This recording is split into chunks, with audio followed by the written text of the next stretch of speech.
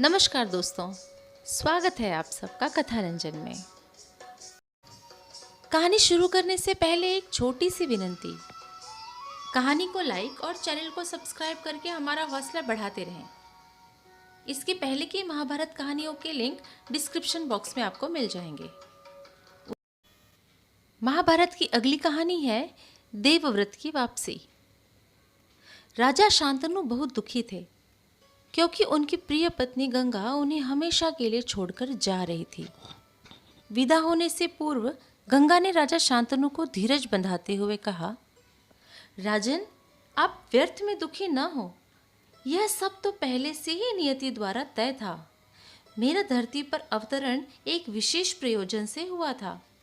अब वह कार्य सिद्ध हो गया है तो मैं लौट रही हूँ।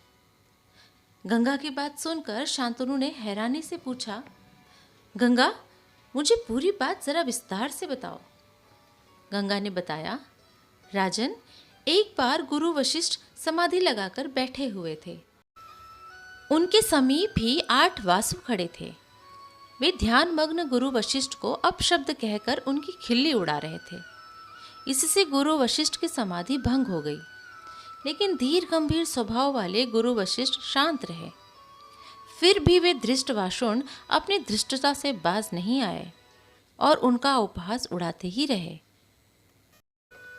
वासुओं की धृष्टता देखकर अब गुरु वशिष्ठ अपने क्रोध पर नियंत्रण नहीं रख सके और उन्होंने वासुओं को श्राप दिया।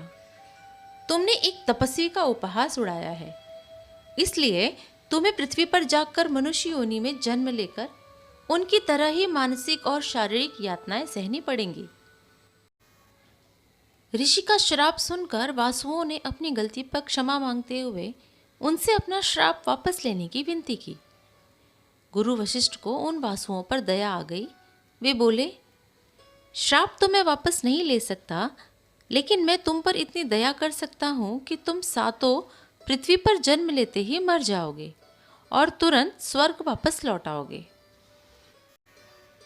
लेकिन उन वासुओं में 8वां वासु घमंडी और शरारती था। उसे अपनी गलती पर कोई पछतावा नहीं था। वह चुपचाप एक ओर खड़ा रहा। गुरु वशिष्ठ ने उसे बुलाकर कहा, तुम बहुत ही उद्दंड हो। तुम्हें अपने अपराध पर कोई पछतावा नहीं है, इसलिए तुम दंड के अधिकारी हो। इस कारण तुम पर श्राप का प्रभाव यथावत रहेगा।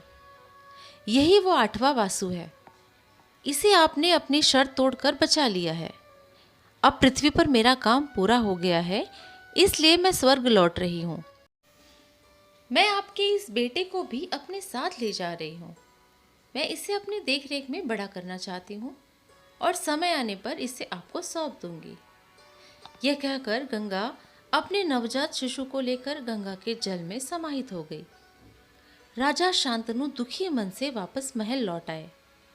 इसी प्रकार दिन, महीने और साल बीतते गए, पर एक भी दिन ऐसा नहीं बीता कि जब शांतनु ने गंगा को याद न किया हो। अब तो बस उन्हें अपने पुत्र की वापसी की प्रतीक्षा थी। एक दिन राजा शांतनु गंगा तट पर बैठे हुए थे। तभी उन्हें कुछ ही दूरी पर बहुत ही आकर्षक व्यक्तित्व वाला एक किशोर खड़ा दिखाई दिया। वह इतना आकर्षक था कि उसे देखते ही वे बरबस उसकी ओर खींचे चले गए। वे बात करने के लिए उसके पास पहुंचे ही थे कि गंगा नदी से निकलकर उनके पास आई। बालक का हाथ पकड़कर उसे राजा को सौंपते हुए बोली, राजन, यह आपका 8वां पुत्र देवव्रत है। यह बालक चिरजीवी होगा और आजन्म आपकी सेवा करेगा। इसे शस्त्र शास्त्रों की शिक्षा स्वयं गुरु वशिष्ठ ने दी है। यह इतना बलवान और सक्षम है कि यह जीवन की हर चुनौती का सामना कर सकता है। शांतनु अपने बेटे को पाकर बहुत प्रसन्न थे। राजा को उनका बेटा सौंपकर गंगा वापस जल में समाहित हो गई। राजा शांतनु बेटे को लेकर खुशी खुशी राजमहल लौट आए। राजकुमार के आगमन की खुशी में पूरे नगर में उत्सव मनाया गया और देवव्रत को हस्तिनापुर का युवराज घोषित कर दिया गया। कहानी सुनने के लिए आप लोग का बहुत बहुत धन्यवाद। मिलते हैं अगली कहानी में। जय श्री कृष्णा।